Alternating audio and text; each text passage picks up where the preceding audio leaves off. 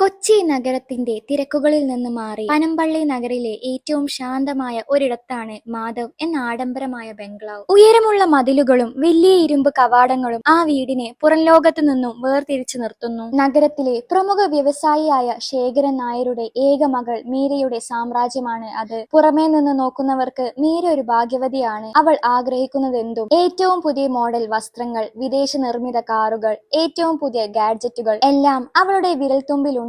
എന്നാൽ ആ വലിയ ബംഗ്ലാവിന്റെ 4 ചുവരുകൾക്കുള്ളിൽ മീര അനുഭവിച്ചിരുന്ന ശൂന്യത ആരും കണ്ടില്ല. മീരയുടെ ലോകം വളരെ ചെറുതാണ്. 10 വർഷം മുമ്പ് ഒരു കാർ അപകടത്തിൽ അമ്മ മരിച്ചതോടെ അവളുടെ ജീവിതത്തിലെ നിറങ്ങൾ മാഞ്ഞുപോയി. ശേഖരൻ നായർക്ക് മകൾ ജീവനാണ്. പക്ഷേ അദ്ദേഹത്തിന്റെ സ്നേഹം കാണിച്ചിരുന്നത് വില കൂടിയ സമ്മാനങ്ങളിലൂടെയും ബാങ്ക് ബാലൻസിലൂടെയുമാണ്. ബിസിനസ് മീറ്റിംഗുകളും വിദേശ യാത്രകളും അദ്ദേഹത്തിന്റെ സമയം മുഴുവൻ അപഹരിച്ചു. വീടിനുള്ളിൽ സംസാരിക്കാൻ ഒരുപാട് വേലക്കാരുണ്ട്, ആജ്ഞാപിക്കാൻ ഒരുപാട് സഹായികളുണ്ട്. പക്ഷേ മനസ്സ് തുറന്ന് ഒന്ന് സംസാരിക്കാൻ മീരക്ക് ആരുമുണ്ടായിരുന്നില്ല. വലിയ ഡൈനിങ് ടേബിളിന്റെ ഒരറ്റത്ത് തനിച്ചിരുന്ന് ഭക്ഷണം കഴിക്കുമ്പോൾ മീരയുടെ മനസ്സ് പഴയ കാലത്തേക്ക് പോകും. അമ്മയോടൊപ്പം തറയിൽ ഇരുന്ന് ഭക്ഷണം കഴിച്ചിരുന്ന ആ പഴയ വീട്. ഇന്ന് ഈ വലിയ വീട്ടിൽ എയർ കണ്ടീഷണറിന്റെ മൂളക്കം അല്ലാതെ മറ്റൊരു ശബ്ദവുമില്ല. തന്റെ മുറിയിലെ വലിയ ജനൽ ഗ്ലാസിലൂടെ പുറത്തെ റോഡിലേക്ക് നോക്കി നിൽക്കുന്നതാണ് അവളുടെ പ്രധാന വിനോദം. ജനലിലൂടെ നോക്കുമ്പോൾ അവൾ കാണുന്ന ലോകം വളരെ വ്യത്യസ്തമാണ്. കയ്യിൽ പിടിച്ച ചെറിയ ബാഗുമായി സ്കൂളിലേക്ക് ഓടുന്ന കുട്ടികൾ, കവലയിൽ നിന്ന് ഒച്ചത്തിൽ വർത്താനം പറയുന്ന ഓട്ടോറിക്ഷ ഡ്രൈവർമാർ, മീൻ കൊണ്ടുപോകുന്ന സൈക്കിൾ യാത്രക്കാർ, ഇവരെയൊക്കെ കാണുമ്പോൾ മീരക്ക് അത്ഭുതം തോന്നും. താൻ ജീവിക്കുന്നത് ഒരു സ്വർണ്ണക്കൂട്ടിലാണെന്നും ഈ കാണുന്നതാണ് യഥാർത്ഥ ലോകമെന്നും അവൾക്ക് തോന്നിത്തുടങ്ങി. തനിക്കു ചുറ്റുമുള്ള ആഡംബരങ്ങൾ അവൾക്കൊരു ഭാരമായി മാറി. ആ സമയത്താണ് ശേഖരൻ നായരുടെ പേഴ്സണൽ ഡ്രൈവറായിരുന്ന രാഘവൻ വിരമിക്കുന്നത്. പകരം ഒരാളെ കണ്ടെത്താൻ അദ്ദേഹം മാനേജറോട് നിർദ്ദേശിച്ചു. അങ്ങനെയാണ് ദാസൻ ആ വീട്ടിലേക്ക് എത്തുന്നത്. ഏകദേശം 30 വയസ്സ് പ്രായം, മുഷിഞ്ഞതല്ലാത്ത സാധാരണ വസ്ത്രധാരണ, എപ്പോഴും ശാന്തമായ മുഖം. മറ്റു ഡ്രൈവർമാരിൽ നിന്നും വ്യത്യസ്തമായ ദാസന് ഒരു പ്രത്യേകത ഉണ്ടായിരുന്നു. അവൻ അധികം സംസാരിക്കില്ല. ജോലിയിൽ അതീവ കൃത്യനിഷ്ഠയുള്ള ഒരാളായിരുന്നു അയാൾ. ആദ്യത്തെ കുറച്ച് ദിവസങ്ങളിൽ മീര ദാസനെ ശ്രദ്ധിച്ചതേയില്ല. അവളെ സംബന്ധിച്ച് അയാളെ വീടിന്റെ ഒരു ഭാഗം മാത്രമാണ്. എന്നാൽ ആ വലിയ വീട്ടിലെ കൃത്രിമമായ പെരുമാറ്റങ്ങൾക്കിടയിൽ ദാസന്റെ സ്വഭാവ വിനയം മീരയെ പതിയെ ആകർഷിച്ചു. കാറിൽ കയറുമ്പോൾ അയാൾ വാതിൽ തുറന്നു കൊടുക്കും. പക്ഷേ ഒരിക്കലും അവളുടെ മുഖത്തേക്ക് നോക്കി അനാവശ്യമായി ചിരിക്കാൻ ശ്രമിക്കില്ല. അവളുടെ യാത്രകളിൽ ദാസൻ എപ്പോഴും ഒരു നിഴലുപോലെ കൂടെയുണ്ടായിരിക്കും. ആ നിശബ്ദതയിൽ മീരക്ക് ഒരു സുരക്ഷിതത്വം തോന്നി. ഒരു ദിവസം കോളേജിലേക്കുള്ള യാത്രക്കിടയിൽ ട്രാഫിക് ബ്ലോക്കിൽ പെട്ട് കിടക്കുകയായിരുന്നു കാർ. റോഡരികിൽ ഒരു കൊച്ചു പെൺകുട്ടി തന്റെ അച്ഛന്റെ കയ്യിൽ തൂങ്ങി നടന്നു പോകുന്നത് മീര നോക്കി നിന്നു. ആ പെൺകുട്ടിയുടെ കയ്യിൽ ഒരു ചെറിയ മിഠായി ഉണ്ട്. അവൾ അത് പാതി മുറിച്ച് അച്ഛന് നൽകുന്നു. ആ അച്ഛന്റെ മുഖത്തെ ആനന്ദം കണ്ടപ്പോൾ മീരയുടെ കണ്ണ് നിറഞ്ഞു. ആ നിമിഷം കാറിനുള്ളിലെ AC അവളെ ശ്വാസം മുട്ടിച്ചു. കണ്ണാടിയിലൂടെ ദാസൻ ഇത് ശ്രദ്ധിക്കുന്നുണ്ട്. അവനൊന്നും ചോദിച്ചില്ല. പക്ഷേ AC-യുടെ തണുപ്പ് കുറക്കുകയും അവളുടെ ഭാഗത്തെ ജനൽ ഗ്ലാസ് പതുക്കെ താഴ്ത്തുകയും ചെയ്തു. പുറത്തെ ശുദ്ധവായു അടിച്ചപ്പോൾ മീരക്കൽപ്പം ആശ്വാസം തോന്നി. ദാസന്റെ ആ ചെറിയ പ്രവൃത്തി മീരയെ ചിന്തിപ്പിച്ചു. താൻ ഒന്നും പറയാതെ തന്നെ തന്റെ മനസ്സ് വായിക്കാൻ ഈ ഡ്രൈവർക്ക് എങ്ങനെ സാധിച്ചു? തന്റെ വീട്ടിലെ മറ്റു പലരും വെറും യന്ത്രങ്ങളെ പോലെയാണ് പെരുമാറുന്നത്. പക്ഷെ ഇയാൾ വ്യത്യസ്തനാണ്. ദാസന്റെ ആ ചെറിയ കരുതൽ മീരയുടെ മനസ്സിൽ വലിയൊരു മാറ്റത്തിന് തുടക്കമുണ്ടാക്കി. ദിവസങ്ങൾ കടന്നുപോയി. മീരയുടെ ദിനങ്ങളിൽ ദാസൻ ഒരു ഘടകമായി മാറി. രാവിലെ കൃത്യം 8:30-ക്ക് മാധവൻ ബംഗ്ലാവിന്റെ പോർച്ചിൽ വെളുത്ത കാർ തിളങ്ങി നിൽക്കുന്നുണ്ടാകും. മീര കാറിനടുത്തേക്ക് വരുമ്പോൾ ദാസൻ വിനയപൂർവ്വം വാതിൽ തുറന്നു പിടിക്കും. റേഡിയോയിലെ പാട്ടുകളോ അനാവശ്യ വർത്തമാനങ്ങളോ ആ കാറിനുള്ളിൽ ഉണ്ടാകാറില്ല. എന്നാൽ ആ നിശബ്ദത മീരയെ അസ്വസ്ഥയാക്കിയില്ല. പകരം അത് അവൾക്കൊരു തരം സമാധാനമാണ് നൽകിയത്. ദാസന്റെ ഓരോ ചലനങ്ങളിലും ഒരു തരം മാന്യത മീര ദർശിച്ചു.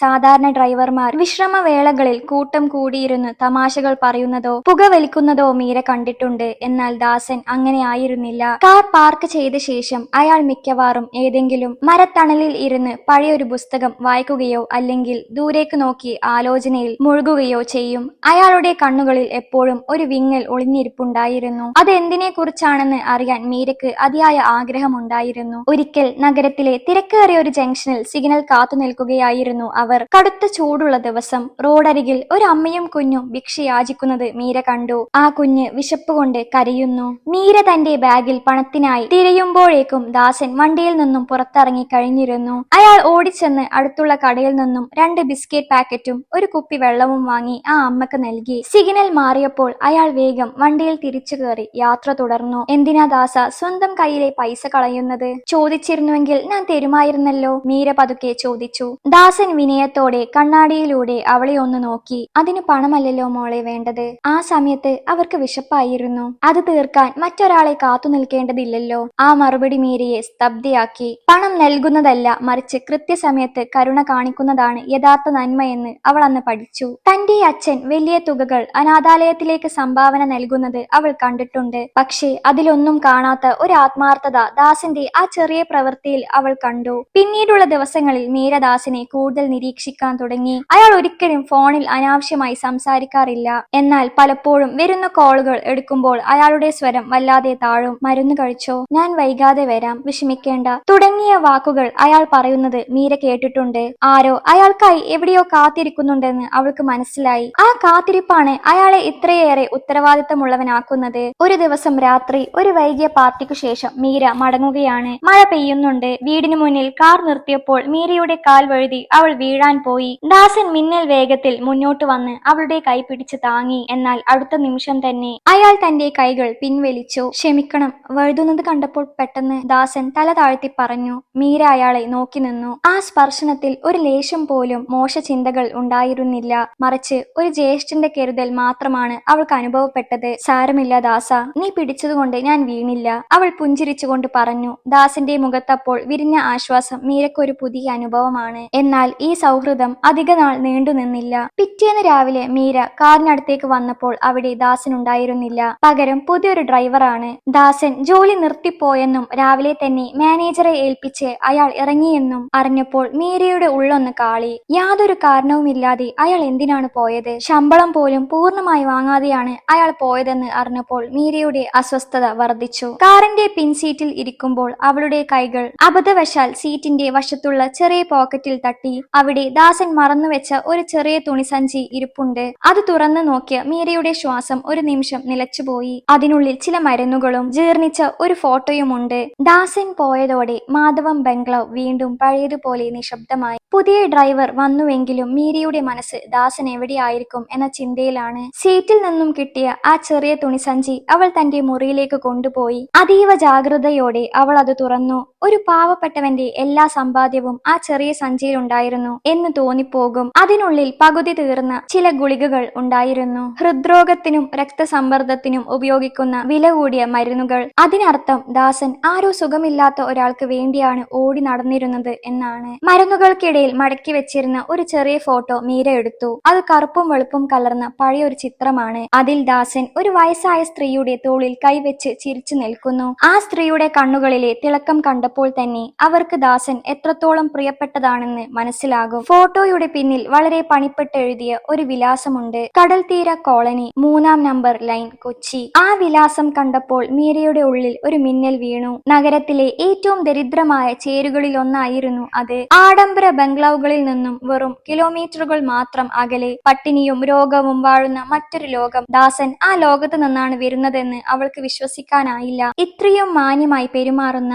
പുസ്തകങ്ങൾ വായിക്കുന്ന ഒരാൾ അത്തരമൊരു സാഹചര്യത്തിലാണോ കഴിയുന്നത്? ആ രാത്രി മീരക്ക് ഉറങ്ങാൻ കഴിഞ്ഞില്ല. ദാസൻ മരുന്നുകൾ മറന്നുവെച്ചാണ് പോയത്. മരുന്ന് കഴിക്കേണ്ട ആ അമ്മ ഇപ്പോൾ എന്ത് അവസ്ഥയിലായിരിക്കും? പണമില്ലാത്തത് കൊണ്ടാണോ അയാൾ ശമ്പളം പോലും വാങ്ങാതെ ജോലി ഉപേക്ഷിച്ചത്? പിറ്റേന്ന് രാവിലെ തന്നെ അവിടേക്ക് പോകാൻ അവൾ തീരുമാനിച്ചു. തന്റെ പുതിയ ഡ്രൈവറോട് വണ്ടി എടുക്കാൻ പറയാൻ അവൾക്ക് തോന്നിയില്ല.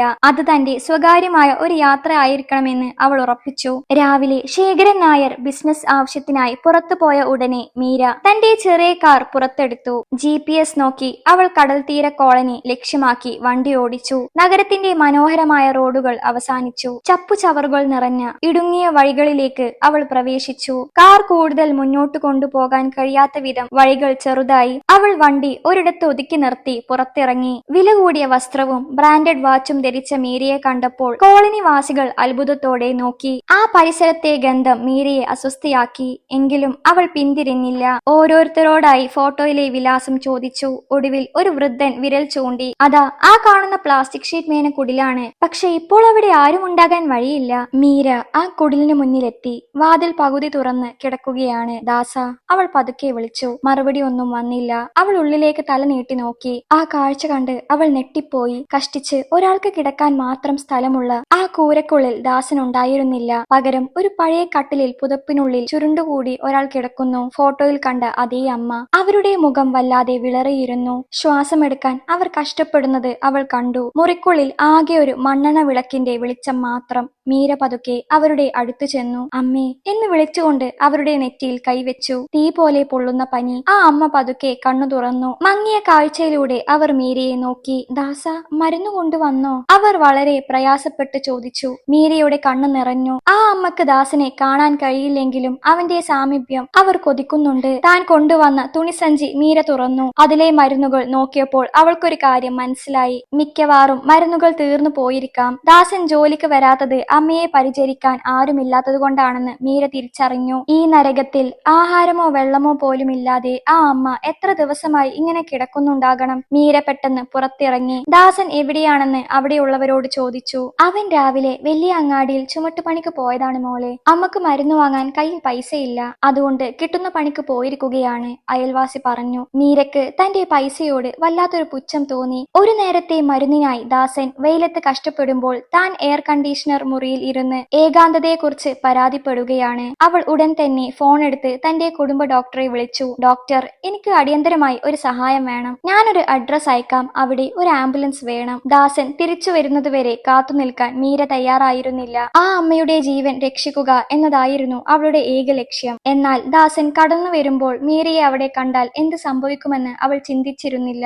ആംബുലൻസ് വരുന്നത് കാത്തു നിൽക്കുമ്പോൾ മീര ആ ചെറിയ കുടിലിനുള്ളിൽ വെറുതെ ഒന്ന് കണ്ണോടിച്ചു. ചുവരുകളിൽ പറ്റിപ്പിടിച്ചിരിക്കുന്ന പായലും ചോർന്നൊലിക്കുന്ന മേൽക്കൂരയും ആ ദാരിദ്ര്യത്തിന്റെ ആഴം വിളിച്ചു പറഞ്ഞു. ഒരു മൂലയിൽ അടുക്കി വെച്ചിരിക്കുന്ന കുറച്ച് പുസ്തകങ്ങൾ അവൾ കണ്ടു. ദാസൻ വായിക്കാറുള്ള അതേ പുസ്തകങ്ങൾ. ഈ സാഹചര്യത്തിലും അറിവിനെ മുറുകെ പിടിക്കുന്ന ആ മനസ്സിനോട് അവൾക്ക് ബഹുമാനം തോന്നി. പെട്ടെന്നാണ് പുറത്ത് ഒരു സൈക്കിൾ വന്നു നിൽക്കുന്ന ശബ്ദം കേട്ടത്. കയ്യിൽ ഒരു ചെറിയ പ്ലാസ്റ്റിക് കവറുമായി ദാസൻ അകത്തേക്ക് കയറി വന്നു. വിയർപ്പിൽ കുതിർന്ന വസ്ത്രങ്ങളും ക്ഷീണിച്ച മുഖവുമായി വന്ന ദാസൻ തന്റെ കുടിലിനുള്ളിൽ മീരയെ കണ്ടപ്പോൾ ഒരു നിമിഷം നെട്ടിപ്പോയി. അവന്റെ കൈകൾ വിറച്ചു. കയ്യിലുണ്ടായിരുന്ന കവർ താഴെ വീണു. അതിൽ നിന്നും 2 നേന്ത്രപ്പഴവും ഒരു ചെറിയ കുപ്പി വെള്ളവുമാണ് പുറത്തേക്ക് വന്നത്. മാഡം, നിങ്ങളെന്താ ഇവിടെ? ദാസന്റെ സ്വരത്തിൽ അത്ഭുതത്തെക്കാൾ കൂടുതൽ ലജ്ജയായിരുന്നു. തന്റെ ദാരിദ്ര്യം തന്റെ യജമാന പുത്രി കാണരുതെന്ന് അയാൾ ആഗ്രഹിച്ചിരുന്നു. ലോകത്തിനു മുന്നിൽ അയാൾ ഒരു ഡ്രൈവർ മാത്രമാണ്. എന്നാൽ ആ കോളനിക്കാർക്കിടയിൽ അയാൾ മാന്യനായി ജീവിക്കാൻ ശ്രമിച്ചു. ആ ആത്മാഭിമാനമാണ് ഇപ്പോൾ മീരയുടെ മുന്നിൽ തകർന്നു വീണിരിക്കുന്നത്. ദാസ, അമ്മയുടെ നില വളരെ മോശമാണ്. നീ എന്തിനാ ഇതെന്നോട് പറയാതിരുന്നത്? മീര ഗൗരവത്തോടെ ചോദിച്ചു. ദാസൻ മറുപടി പറയാതെ തല താഴ്ത്തി നിന്നു. എല്ലാവർക്കും ഓരോ പ്രശ്നങ്ങൾ ഉണ്ടാകില്ലേ മാഡം? അത് മറ്റുള്ളവരുടെ തലയിൽ കെട്ടിവെക്കുന്നത് ശരിയല്ലല്ലോ. അമ്മക്ക് സുഖമില്ലാതായപ്പോൾ കൂടെ നിൽക്കാൻ ആരും ഉണ്ടായിരുന്നില്ല, അതുകൊണ്ടാണ് ജോലിക്ക് വരാതിരുന്നത്. എന്നിട്ട് മരുന്ന് വാങ്ങാൻ പണമില്ലാതെ നീ അങ്ങാടിയിൽ ചുമടെടുക്കാൻ പോയോ? മീര അവന്റെ കൈകളിലെ തഴമ്പ് നോക്കി ചോദിച്ചു. ദാസൻ ഒന്നും മിണ്ടിയില്ല. ആ നിശബ്ദത മീരയെ വേദനിപ്പിച്ചു. പണം നൽകാൻ ആയിരങ്ങൾ ഉള്ളപ്പോൾ ഒരു ഡ്രൈവർക്ക് തന്റെ അമ്മയുടെ മരുന്നിനായി കൂലിപ്പണിക്ക് പോകേണ്ടി വരുന്നത് എത്ര വലിയ കഷ്ടമാണ്. അപ്പോഴേക്കും ദൂരെയുള്ള ആംബുലൻസിന്റെ സൈറൺ മുഴങ്ങി. കോളനിയിലെ ആളുകൾ കൂടി നിന്നു. ദാസ, ഞാൻ ഡോക്ടറെ വിളിച്ചിട്ടുണ്ട്. അമ്മയെ നമുക്ക് ഉടൻ ആശുപത്രിയിലേക്ക് മാറ്റണം, മീര പറഞ്ഞു. എന്നാൽ ദാസൻ തടഞ്ഞു. വേണ്ട മാഡം, എനിക്ക് ഇതിനുള്ള പണമില്ല. സർക്കാർ ആശുപത്രിയിൽ കൊണ്ടുപോയാൽ മതി. നിങ്ങളുടെ സഹായം സ്വീകരിച്ചാൽ അത് തിരിച്ചു നൽകാൻ എനിക്ക് കഴിയില്ല. അവന്റെ വാക്കുകളിൽ ഒരു പാവപ്പെട്ടവന്റെ ഉറച്ച അഭിമാനമുണ്ടായിരുന്നു. മീര അവന്റെ അടുത്തേക്ക് ചെന്നു. ദാസ, ഇതൊരു യജമാനത്തിയുടെ സഹായമല്ല, ഒരു മകളുടെ കടമയാണ്. ആംബുലൻസ് വരുമ്പോൾ തടസ്സം നിൽക്കരുത്. മീരയുടെ ഉറച്ച സംസാരത്തിന് മുന്നിൽ ദാസൻ വഴങ്ങേണ്ടി വന്നു. ആംബുലൻസ് ജീവനക്കാർ വന്ന് ആ അമ്മയെ സ്ട്രെച്ചറിൽ എടുത്തു. ദാസൻ വിറക്കുന്ന കൈകളോടെ അമ്മയുടെ കൂടെ കയറി. നഗരത്തിലെ ഏറ്റവും മികച്ച സ്വകാര്യ ആശുപത്രിയിലേക്കാണ് അമ്മയെ കൊണ്ടുപോയത്. ശേഖരൻ നായരുടെ മകൾ എന്ന നിലയിൽ മീരക്ക് അവിടെ പ്രത്യേക പരിഗണന ലഭിച്ചു. അടിയന്തര വിഭാഗത്തിൽ അമ്മയെ പ്രവേശിപ്പിച്ചു. ടെസ്റ്റുകളും ചികിത്സകളും വേഗത്തിൽ ആരംഭിച്ചു. ദാസൻ ആ വലിയ ആശുപത്രിയുടെ വരാന്തയിൽ ഒരു മൂലയിൽ ഒതുങ്ങി നിന്നു. തിളങ്ങുന്ന തറയിൽ തന്റെ ചളി പുരണ്ട കാലുകൾ വെക്കാൻ പോലും അയാൾക്ക് മടിയായിരുന്നു. മണിക്കൂറുകൾക്ക് ശേഷം ഡോക്ടർ പുറത്തു വന്നു. ഹൃദയാഘാതത്തിന്റെ ലക്ഷണങ്ങളുണ്ട്, കൂടാതെ കഠിനമായ ന്യൂമോണിയയും. കുറച്ചുകൂടി വൈകിയിരുന്നെങ്കിൽ രക്ഷിക്കാൻ കഴിയില്ലായിരുന്നു. ഇപ്പോൾ ICUവിൽ നിരീക്ഷണത്തിലാണ്. ദാസൻ ദീർഘനിശ്വാസം വിട്ടു. അയാളുടെ കണ്ണുകളിൽ നിന്നും കണ്ണുനീർ വാർന്നു. മീര അടുത്തു ചെന്ന് അയാളെ ആശ്വസിപ്പിച്ചു. ദാസ, വിഷമിക്കേണ്ട, അമ്മ തിരിച്ചു വരും. മാഡം, ഞാൻ എങ്ങനെ നന്ദി പറയണം? എനിക്കറിയില്ല. എന്റെ ജീവിതം മുഴുവൻ ജോലി ചെയ്താലും ഇതിനുള്ള കടം എനിക്ക് വീട്ടാൻ കഴിയില്ല, ദാസൻ തൊഴുതുകൊണ്ട് പറഞ്ഞു. കടം വീട്ടാനല്ല ദാസ ഞാനിത് ചെയ്തത്. സ്നേഹം നൽകാൻ പണമല്ല, മനസ്സാണ് വേണ്ടതെന്ന് എന്താണെന്ന് നീ എന്നെ പഠിപ്പിച്ചു. ഇപ്പോൾ നീ പോയി ഒന്ന് കുളിച്ച് ആഹാരം കഴിക്ക്. അമ്മക്ക് കൂടെ ഇരിക്കാൻ ഞാൻ ഇവിടെയുണ്ട്. എന്നാൽ ദാസൻ അവിടെ നിന്നും മാറാൻ തയ്യാറായില്ല. ആ രാത്രി മുഴുവൻ അവർ രണ്ടുപേരും ആ വരാന്തയിൽ കാത്തിരുന്നു. ഒരു വശത്ത് കോടികളുടെ ആസ്തിയുള്ള ശേഖരൻ നായരുടെ മകൾ, മറുവശത്ത് ഒരു നേരം ആഹാരത്തിന് വകയില്ലാത്ത ഒരു ഡ്രൈവർ. അവർക്കിടയിലുള്ള പദവികളുടെ മതിൽക്കെട്ടുകൾ ആ ആശുപത്രി വരാന്തയിൽ അലിഞ്ഞില്ലാതെയാകുകയാണ്. പക്ഷേ അടുത്ത ദിവസം ശേഖരൻ നായർ ആശുപത്രിയിൽ എത്തുമ്പോൾ എന്ത് സംഭവിക്കുമെന്ന് മീര ഓർത്തിരുന്നില്ല. നേരം വെളുത്തു തുടങ്ങിയിരുന്നു. രാത്രി മുഴുവൻ ഉറങ്ങാതെയിരുന്ന മീരയുടെ കണ്ണുകൾ തളർന്നിരുന്നു. ദാസൻ ഇപ്പോഴും ഐസിയുവിന് മുന്നിലെ തൂണിൽ ചാരി നിൽക്കുകയാണ്. തന്റെ അമ്മയുടെ ജീവന് വേണ്ടിയുള്ള പ്രാർത്ഥനയിലായിരുന്നു അയാൾ. അപ്പോഴാണ് ആശുപത്രിയുടെ ഇടനാഴിയിൽ കനത്ത ഷൂസുകളുടെ ശബ്ദം കേട്ടത്. മീര തല ഉയർത്തി നോക്കി. തന്റെ നേരെ ദേഷ്യത്തോടെ നടന്നുവരുന്ന അച്ഛനെ കണ്ടപ്പോൾ അവളുടെ ഉള്ളൊന്ന് കാളി. ശേഖരൻ നായരുടെ മുഖം ദേഷ്യം കൊണ്ട് ചുവന്നിരുന്നു. അദ്ദേഹത്തിന്റെ പിന്നാലെ മാനേജറും സെക്യൂരിറ്റിയും ഉണ്ടായിരുന്നു. മകൾ ഒരു ഡ്രൈവർക്ക് വേണ്ടി രാത്രി മുഴുവൻ ആശുപത്രിയിൽ ചെലവഴിച്ചു എന്ന വാർത്ത അദ്ദേഹത്തെ പ്രകോപിച്ചിരുന്നു. ദാസൻ ശേഖരൻ നായരെ കണ്ടതും ഭയഭക്തിയോടെ എഴുന്നേറ്റ് നിന്നു. നീ ഇവിടെ എന്തെടുക്കുകയാണ് മീര? ശേഖരൻ നായരുടെ ശബ്ദം ആ വരാന്തയിൽ മുഴങ്ങി. നഗരത്തിലെ പ്രമുഖരെ ചികിത്സിക്കുന്ന ഈ ആശുപത്രിയിൽ ഇത്രയും പണം മുടക്കി ഈ ഡ്രൈവറുടെ അമ്മയെ നീ എന്തിനാണ് പ്രവേശിപ്പിച്ചത്? അതും എന്നോട് ചോദിക്കാതെ. ദാസൻ വിറക്കുന്ന കൈകളോടെ ദൂരേക്ക് മാറി നിന്നു. മീര പതുക്കെ എഴുന്നേറ്റു. അച്ഛാ, അത് ഒരാളുടെ ജീവന്റെ കാര്യമല്ലേ? ദാസന്റെ അമ്മക്ക് ഹൃദയാഘാതം വന്നപ്പോൾ എനിക്ക് നോക്കി നിൽക്കാൻ കഴിഞ്ഞില്ല. ജീവന്റെ കാര്യമോ? ശേഖരൻ നായർ പരിഹാസത്തോടെ ചിരിച്ചു. നമ്മുടെ വീട്ടിലെ ഒരു ഡ്രൈവർക്ക് ഇത്രയും വലിയ സൗകര്യങ്ങൾ ആവശ്യമില്ല. സർക്കാർ ആശുപത്രികളോ ചാരിറ്റി ക്ലിനിക്കുകളോ ഇവർക്ക് വേണ്ടിയുള്ളതാണ്. നിന്റെ ഈ എടുത്തുചാട്ടം നമ്മുടെ കുടുംബത്തിന് എത്ര വലിയ നാണക്കേടാണെന്ന് നിനക്കറിയുമോ? ആളുകൾ എന്ത് പറയും? മീര തന്റെ അച്ഛനെ ആദ്യമായി ഇത്രയും രൂക്ഷമായി നോക്കി. ആളുകൾ എന്ത് പറയുമെന്നാണോ അച്ഛൻ നോക്കുന്നത്? ഈ കിടക്കുന്നത് ഒരു പാവം അമ്മയാണ്. അവർക്ക് ചികിത്സ നൽകുന്നത് എങ്ങനെയാണ് നാണക്കേടാകുന്നത്? പണം കൊണ്ട് നമ്മൾ വലിയ വീടുകൾ പണിതു, പക്ഷെ ഒരു മനുഷ്യന്റെ ജീവനേക്കാൾ വലുതല്ലോ ഒന്നും. നിനക്ക് അഹങ്കാരം കൂടിയിരിക്കുന്നു മീര. ശേഖരൻ നായർ ശബ്ദമുയർത്തി. അദ്ദേഹം ദാസന്റെ നേരെ തിരിഞ്ഞു. നീ എന്റെ മകളെ സ്വാധീനിക്കാൻ നോക്കുകയാണല്ലേ? പണമില്ലാത്തപ്പോൾ കാശുള്ളവരെ വലയിലാക്കാൻ നോക്കുന്ന നിന്റെ ഈ തന്ത്രം എനിക്ക് മനസ്സിലാകും. ഇപ്പോൾ തന്നെ നിന്റെ അമ്മയെ ഇവിടുന്ന് മാറ്റിക്കോ. ഈ ഹോസ്പിറ്റൽ ബില്ലൊന്നും ഞാൻ അടക്കാൻ പോകുന്നില്ല. ദാസന്റെ കണ്ണുകൾ നിറഞ്ഞു. അയാൾ ശേഖരൻ നായരുടെ കാൽക്കൽ വീഴാൻ ആഞ്ഞു. സർ, എന്നെ തെറ്റിദ്ധരിക്കരുത്. ഞാൻ ഒന്നും ചോദിച്ചിട്ടില്ല. മാഡം അമ്മയുടെ അവസ്ഥ കണ്ടപ്പോൾ സഹായം ചെയ്തതാ. എന്നോട് ക്ഷമിക്കണം. മീര ദാസനെ തടഞ്ഞു. ദാസ, നീ ആരോടും ക്ഷമ ചോദിക്കേണ്ടതില്ല. നീ തെറ്റൊന്നും ചെയ്തിട്ടില്ല. അവൾ അച്ഛനു നേരെ തിരിഞ്ഞു. അച്ഛ, ബില്ല് അടക്കേണ്ട ആവശ്യമില്ല. എന്റെ പേരിൽ ബാങ്കിലുള്ള തുകയിൽ നിന്നും ഞാനിത് അടച്ചുകൊള്ളാം. അമ്മയെ ഇവിടുന്ന് മാറ്റാൻ എനിക്ക് ഉദ്ദേശമില്ല. മകളുടെ ഈ ധീരമായ മറുപടി ശേഖരൻ നായരെ ഞെട്ടിച്ചു. സ്വർണക്കൂട്ടിലെ തത്തയെ പോലെ താൻ പറയുന്നതിനെല്ലാം തലയാട്ടിയിരുന്ന മീരയാണോ ഇതെന്ന് അദ്ദേഹം സംശയിച്ചു. ശരി, നിനക്ക് ഇഷ്ടമുള്ളത് നീ ചെയ്തോ. പക്ഷെ ഓർത്തു വെച്ചോ, ഇതോടെ ഈ ദാസനും നമ്മളും തമ്മിലുള്ള ബന്ധം അവസാനിക്കണം. അവൻ ഇനി എന്റെ വീട്ടിൽ ഡ്രൈവറായി കാണരുത്. ശേഖരൻ നായർ ദേഷ്യത്തോടെ അവിടെ നിന്നും ഇറങ്ങിപ്പോയി. ദാസൻ തകർന്നുപോയി. തന്റെ ജോലി നഷ്ടപ്പെട്ടതിനേക്കാൾ താൻ കാരണം മീരയും അച്ഛനും തമ്മിൽ വഴക്കുണ്ടായതാണ് അയാളെ വേദനിപ്പിച്ചത്. മാഡം, എന്തിനാണ് ഇങ്ങനെ ചെയ്തത്? സാറിനെ പിണക്കേണ്ടിയിരുന്നില്ല. എന്റെ അമ്മക്ക് വേണ്ടി നിങ്ങൾ ഒരുപാട് സഹിച്ചു. മീര ദാസന്റെ അരികിൽ ചെന്നു. ദാസ, അച്ഛൻ പറഞ്ഞത് നീ കാര്യമാക്കേണ്ട. ജോലി പോയാൽ നമുക്ക് വേറെ കണ്ടെത്താം. പക്ഷെ ഇത്രയും കാലം അച്ഛൻ എന്നെ പഠിപ്പിച്ചത് പണമാണ് വലുതെന്നാണ്. പക്ഷെ നീ നിന്റെ അമ്മയെ സ്നേഹിക്കുന്നത് കണ്ടപ്പോഴാണ് സ്നേഹമാണ് ഏറ്റവും വലിയ സമ്പത്തെന്ന് എനിക്ക് മനസ്സിലായത്. അമ്മ സുഖം പ്രാപിക്കുന്നതുവരെ ഞാൻ കൂടെയുണ്ടാകും. ആ ദിവസം ആശുപത്രിയിൽ മീരയും ദാസനും ഒറ്റപ്പെട്ടു. പക്ഷെ മീരക്ക് ആത്മസംതൃപ്തി തോന്നി. ആദ്യമായി അവൾ സ്വന്തം ഇഷ്ടപ്രകാരം ഒരു നല്ല കാര്യം ചെയ്തിരിക്കുന്നു. അമ്മയുടെ നില മെച്ചപ്പെട്ടു വരുന്നതായി ഡോക്ടർമാർ അറിയിച്ചു. എന്നാലും മീരയുടെ ഉള്ളിൽ ഒരു ടെൻഷൻ ബാക്കിയുണ്ടായിരുന്നു. തന്റെ അച്ഛൻ ഇതുകൊണ്ട് അവസാനിപ്പിക്കില്ലെന്ന് അവൾക്കറിയാം. ആശുപത്രിയിലെ ഐസിയുവിനുള്ളിൽ മരുന്നുകളുടെ ഗന്ധത്തിനും യന്ത്രങ്ങളുടെ താളങ്ങളുടെ ശബ്ദത്തിനുമിടയിൽ ദാസന്റെ അമ്മ പതുക്കെ കണ്ണു തുറന്നു. മങ്ങിയ കാഴ്ചയിൽ വെളുത്ത വസ്ത്രം ധരിച്ച നഴ്സുമാരെയും തിളങ്ങുന്ന ലൈറ്റുകളെയും കണ്ടപ്പോൾ താൻ സ്വർഗത്തിലാണോ എന്ന് ആ പാവം ഒരു നിമിഷം സംശയിച്ചു. എന്നാൽ അല്പസമയത്തിനകം ദാസന്റെ മുഖം അരികിൽ തെളിഞ്ഞപ്പോൾ അവരുടെ ഉള്ളിൽ ആശ്വാസം നിറഞ്ഞു. ദാസൻ അമ്മയുടെ കൈകൾ ചേർത്ത് പിടിച്ചു. അവന്റെ കണ്ണുകളിൽ ഉറക്കമില്ലാത്ത രാത്രികളുടെ ക്ഷീണമുണ്ടായിരുന്നുവെങ്കിലും ചുണ്ടിൽ ഒരു പുഞ്ചിരി വിരിഞ്ഞു. അമ്മേ,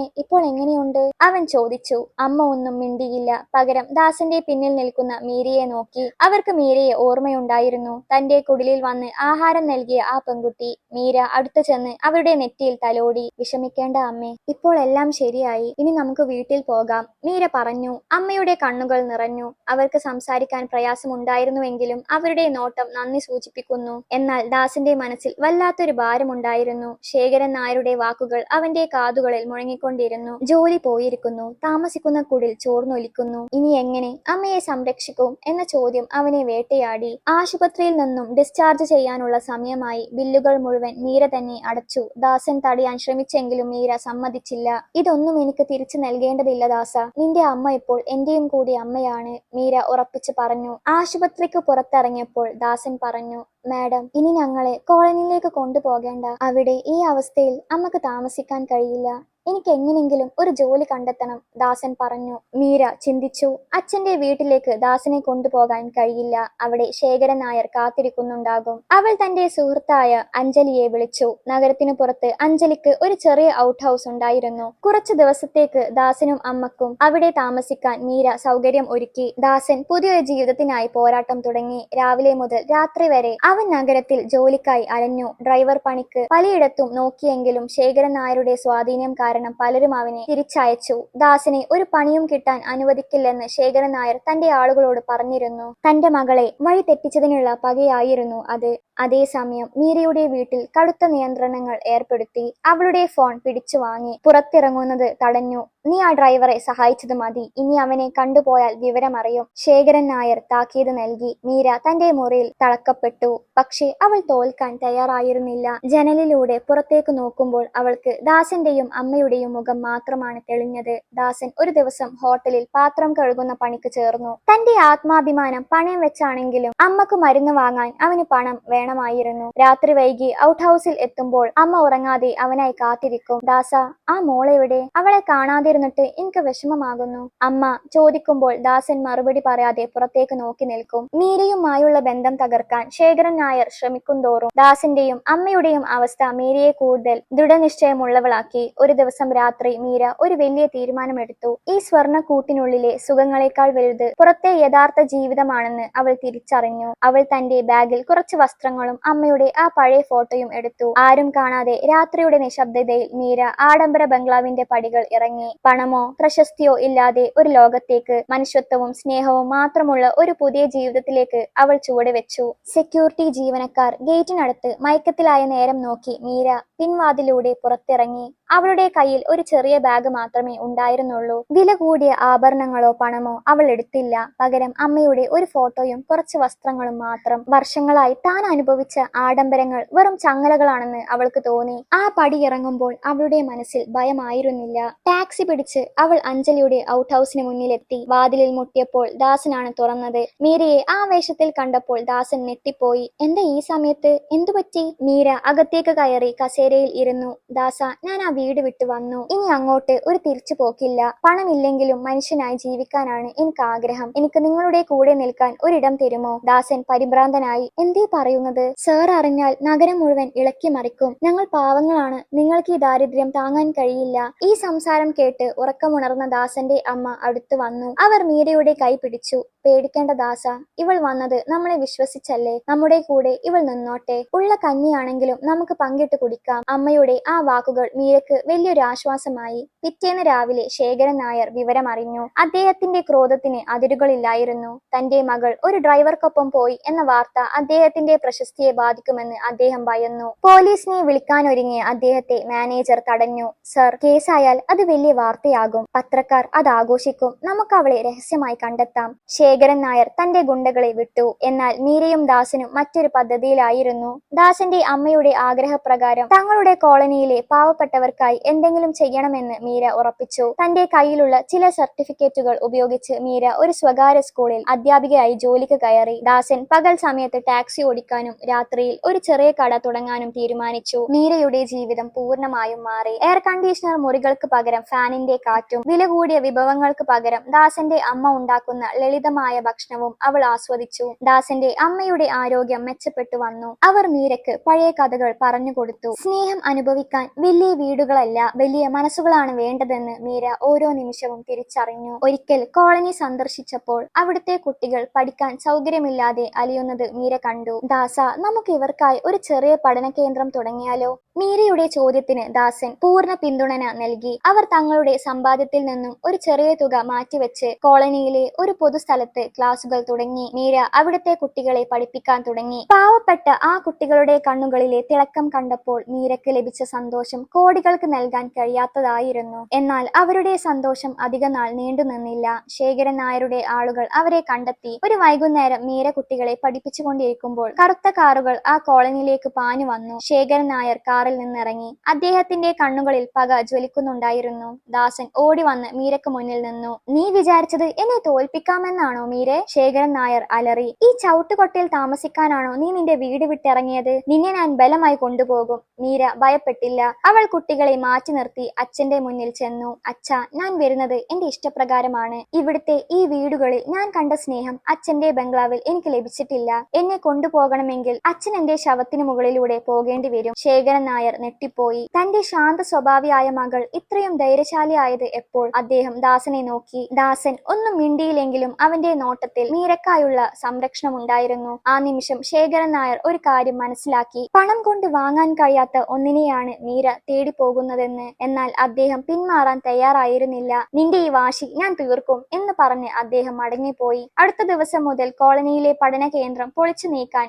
നഗരസഭയുടെ നോട്ടീസ് വന്നു. ശേഖരൻ നായരുടെ സ്വാധീനം അവിടെ പ്രവർത്തിക്കാൻ തുടങ്ങി. മീരയും ദാസനും വലിയൊരു പ്രതിസന്ധിയിലായി. പക്ഷേ അവർക്കൊപ്പം ഒരു വലിയ ശക്തി ഉണ്ടായിരുന്നു, ആ കോളനിയിലെ ജനങ്ങൾ. ശേഖരൻ നായരുടെ സ്വാധീനത്തിൽ നഗരസഭ അധികൃതർ കോളനിയിലെ പഠന കേന്ദ്രം പൊളിക്കാൻ എത്തിയപ്പോൾ കണ്ടുനിന്നവർ ഞെട്ടിപ്പോയി. JCBയുടെ ശബ്ദം കോളനിയെ വിറപ്പിച്ചു. എന്നാൽ ആ യന്ത്രങ്ങൾക്ക് മുമ്പിൽ മീരയും ദാസനും തളർന്നില്ല. അവർ പഠന കേന്ദ്രത്തിന്റെ വാതിൽക്കൽ കൈകൾ കോർത്തു പിടിച്ചു നിന്നു. മീരയുടെ കണ്ണുകളിൽ ഭയമായിരുന്നില്ല, മറിച്ച് അനീതിക്കെതിരെയുള്ള കനലായിരുന്നു. ഇത് നിയമവിരുദ്ധമായ നിർമ്മാണമാണ്, ഞങ്ങൾക്കിത് പൊളിച്ചേ മതിയാകൂ, ഉദ്യോഗസ്ഥർ ആക്രോശിച്ചു. എന്നാൽ മീര ശാന്തമായി മറുപടി നൽകി. ഈ കുട്ടികൾക്ക് അറിവ് നൽകുന്ന ഇടം എങ്ങനെയാണ് നിയമവിരുദ്ധമാകുന്നത്? അധികാരികൾ ചെയ്യാത്തത് ഞങ്ങൾ ചെയ്യുമ്പോൾ അത് തടയാൻ നിങ്ങൾക്ക് അവകാശമില്ല. പെട്ടെന്നാണ് കോളനിയിലെ സ്ത്രീകളും പുരുഷന്മാരും തങ്ങളുടെ പണികൾ ഉപേക്ഷിച്ച് അവിടേക്ക് ഓടിയെത്തിയത്. ദാസന്റെ അമ്മയും അവർക്കൊപ്പം മുന്നിലുണ്ടായിരുന്നു. അവർ JCBയുടെ മുന്നിൽ നിലയുറപ്പിച്ചു. ഞങ്ങളുടെ മക്കൾക്ക് വെളിച്ചം നൽകുന്ന ഈ കെട്ടിടം തൊടാൻ ഞങ്ങൾ അനുവദിക്കില്ല,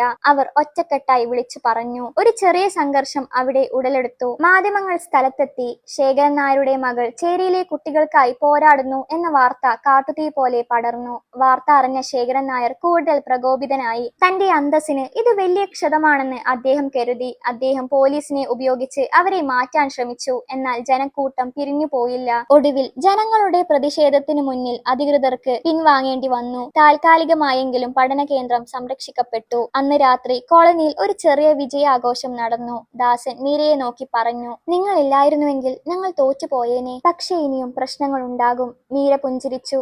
ദാസ, സത്യം നമ്മുടെ കൂടെയുള്ളപ്പോൾ നമ്മൾ എന്തിനു പേടിക്കണം? അച്ഛൻ പണം നൽകാനേ അറിയൂ, പക്ഷേ സ്നേഹം നൽകുന്നവരെ തോൽപ്പിക്കാൻ അദ്ദേഹത്തിന് കഴിയില്ല. തന്റെ മകളുടെ ഈ വിജയം ശേഖരൻ നായരെ വല്ലാതെ അസ്വസ്ഥനാക്കി. അദ്ദേഹം തന്റെ മുറിയിൽ തനിച്ചിരുന്ന് ചിന്തിച്ചു. ആദ്യമായി തന്റെ പണത്തിനും അധികാരത്തിനും മുന്നിൽ ഒരാൾ തല ഉയർത്തി നിന്നിരിക്കുന്നു. അത് സ്വന്തം മകൾ തന്നെയാകുമ്പോൾ ആ വേദന ഇരട്ടിയായി. മീരയെ ഇല്ലാതാക്കാൻ കഴിയില്ല, പക്ഷെ അവളെ അവിടുന്ന് മാറ്റാൻ അദ്ദേഹം പുതിയൊരു വഴി തേടി. ദാസിനെ ലക്ഷ്യം വെച്ചുകൊണ്ടുള്ള അദ്ദേഹത്തിന്റെ അടുത്ത നീക്കം എന്തായിരിക്കും? നേരിട്ടുള്ള പോരാട്ടത്തിൽ മീരയെ തോൽപ്പിക്കാൻ കഴിയില്ലെന്ന് മനസ്സിലാക്കിയ ശേഖരൻ നായർ അടുത്ത തന്ത്രം മെനഞ്ഞു. ഇത്തവണ ലക്ഷ്യം ദാസനായിരുന്നു. ദാസനെ ഒരു കുറ്റവാളിയായി ചിത്രീകരിച്ചാൽ മീര അവനെ ഉപേക്ഷിക്കുമെന്ന് അദ്ദേഹം കരുതി. ഒരു രാത്രി ദാസൻ ഓടിച്ചിരുന്ന ടാക്സിയിൽ രഹസ്യമായി മയക്കുമരുന്ന് പൊതികൾ ഒളിപ്പിച്ചു വെക്കാൻ അദ്ദേഹം ആളുകളെ വിട്ടു. തൊട്ടു പിന്നാലെ പോലീസിനെ വിവരം അറിയിക്കുകയും ചെയ്തു. പോലീസ് എത്തി ദാസനെ അറസ്റ്റ് ചെയ്തു. കോളനിയിലെ ആളുകൾ ഞെട്ടിപ്പോയി. അവൻ ഒരിക്കലും ഇത് ചെയ്യില്ല, മീര ഉറക്കെ പറഞ്ഞു. പക്ഷേ നിയമത്തിനു മുന്നിൽ തെളിവുകൾ ദാസന് എതിരെയായിരുന്നു. സ്റ്റേഷനിലെ ഇരുമ്പ് ആഴികൾക്കുള്ളിൽ ദാസൻ തളർന്നിരുന്നു. തന്റെ സത്യസന്ധത ചോദ്യം ചെയ്യപ്പെട്ടത് അവനെ മാനസികമായി തകർത്തു. ശേഖരൻ നായർ മീരയെ നേരിൽ കണ്ടു. ഇനിയെങ്കിലും എന്റെ കൂടെ തിരിച്ചു വരൂ മീരെ, നീ വിശ്വസിച്ചവൻ ഒരു ക്രിമിനലാണ്. നീ മടങ്ങി വന്നാൽ ഞാൻ കേസ് പിൻവലിക്കാം, അദ്ദേഹം പറഞ്ഞു. മീര അച്ഛന്റെ കണ്ണുകളിലേക്ക് നോക്കി. ആ നോട്ടത്തിൽ പുച്ഛമായിരുന്നു. അച്ഛ, ദാസനെ എനിക്ക് നന്നായി അറിയാം. അവനെ കുടുക്കിയത് അച്ഛനാണെന്ന് എനിക്ക് ഉറപ്പാണ്. പക്ഷെ ഓർത്തു വെച്ചോ, അവനെ ഞാൻ പുറത്തിറക്കും. അത് അച്ഛന്റെ കള്ളത്തരങ്ങൾ തുറന്നു കാണിച്ചുകൊണ്ട് തന്നെയായിരിക്കും. മീര തന്റെ സുഹൃത്തായ അഞ്ജലി വഴി ഒരു നല്ല വക്കീലിനെ ഏർപ്പാടാക്കി. അതിലുപരി ശേഖരൻ നായരുടെ വീട്ടിലെ CCTV ദൃശ്യങ്ങൾ പരിശോധിക്കാൻ അവൾ രഹസ്യമായി ശ്രമിച്ചു. അച്ഛന്റെ വിശ്വസ്തനായ പഴയ മാനേജർക്ക് മീരയോട് സഹതാപം തോന്നി. ശേഖരൻ നായർ ആളുകളെ വിട്ട് ചതിക്കുന്ന ദൃശ്യങ്ങൾ അടങ്ങിയ ഒരു പെൻഡ്രൈവ് അദ്ദേഹം മീരയ്ക്ക് കൈമാറി. ആ തെളിവ് കോടതിയിൽ ഹാജരാക്കിയതോടെ ദാസൻ നിരപരാധിയാണെന്ന് തെളിഞ്ഞു. പോലീസ് ദാസനെ വിട്ടയച്ചു. അതോടൊപ്പം ശേഖരൻ നായരുടെ ചതി പുറം ലോകം അറിഞ്ഞു. മാധ്യമങ്ങൾ അദ്ദേഹത്തെ വളഞ്ഞു. അപമാനഭാരത്താൽ ശേഖരൻ നായർ തന്റെ ബംഗ്ലാവിനുള്ളിൽ ഒളിച്ചിരുന്നു. പണം കൊണ്ട് എന്തും മറക്കാം എന്ന് കരുതിയ അദ്ദേഹത്തിന് തന്റെ അഭിമാനമാണ് നഷ്ടപ്പെട്ടത്. ദാസൻ പുറത്തു വന്നപ്പോൾ മീരയും കോളനിവാസികളും അവനെ ആവേശത്തോടെ സ്വീകരിച്ചു. എന്നാൽ ദാസന്റെ അമ്മക്ക് ഈ സങ്കടങ്ങൾ താങ്ങാൻ കഴിഞ്ഞില്ല. അവർ വീണ്ടും രോഗബാധിതയായി. തന്റെ മകന്റെ ഭാവിയെക്കുറിച്ച് ആലോചിച്ച് അവരുടെ നില വഷളായി. അവസാനത്തെ പോരാട്ടം ഒരു ജീവൻ രക്ഷിക്കാനായിരുന്നു. ദാസന്റെ അമ്മയുടെ നില അതീവ ഗുരുതരമായി. ആശുപത്രിയിൽ മരണത്തോട് മല്ലിടുന്ന ആ അമ്മയെ കാണാൻ ഒടുവിൽ ശേഖരൻ നായർ എത്തി. തന്റെ ചതിയും അഹങ്കാരവും ആ കുടുംബത്തെ എത്രത്തോളം തകർത്തു എന്ന് തിരിച്ചറിഞ്ഞ അദ്ദേഹത്തിന്റെ ഉള്ളിലെ അച്ഛൻ ഉണർന്നു. മീരയുടെ കണ്ണുകളിലെ ഉറച്ച സ്നേഹവും ദാസന്റെ ആത്മാർത്ഥതയും അദ്ദേഹത്തിന്റെ ഹൃദയത്തെ മാറ്റിമറിച്ചു. അമ്മയുടെ കൈകൾ പിടിച്ച് അദ്ദേഹം മാപ്പ് പറഞ്ഞു. പണം കൊണ്ടല്ല, മനസ്സുകൊണ്ടാണ് താൻ തോറ്റതെന്ന് അദ്ദേഹം സമ്മതിച്ചു. വിദഗ്ധ ചികിത്സയുടെ ഫലമായി അമ്മ പതുക്കെ ജീവിതത്തിലേക്ക് തിരിച്ചു വന്നു. ശേഖരൻ നായർ തന്റെ തെറ്റുകൾ തിരുത്തി. അദ്ദേഹം ആ കോളനിയിൽ ഒരു വലിയ സൗജന്യ ആശുപത്രിയും സ്കൂളും പണിതു നൽകി. മീരയും ദാസനും ആ സേവന കേന്ദ്രങ്ങളുടെ ചുമതലയേറ്റു. ദാസനെ മകനായി ശേഖരൻ നായർ സ്വീകരിച്ചു. മാധവം ബംഗ്ലാവിലെ ചുവരുകൾക്കിപ്പോൾ സ്നേഹത്തിന്റെ ശബ്ദമുണ്ട്. അവിടെ പണക്കാരനും പാവപ്പെട്ടവനും എന്ന വ്യത്യസ്തമില്ലാതെ എല്ലാവരും ഒരു കുടുംബമായി മാറി. യഥാർത്ഥ സമ്പത്ത് ആഡംബരങ്ങളിലല്ല, മറിച്ച് സഹജീവിക്ക് നൽകുന്ന സ്നേഹത്തിലും കരുതലിലുമാണെന്ന് മീരയുടെയും ദാസന്റെയും ജീവിതം ലോകത്തിന് കാണിച്ചു കൊടുത്തു.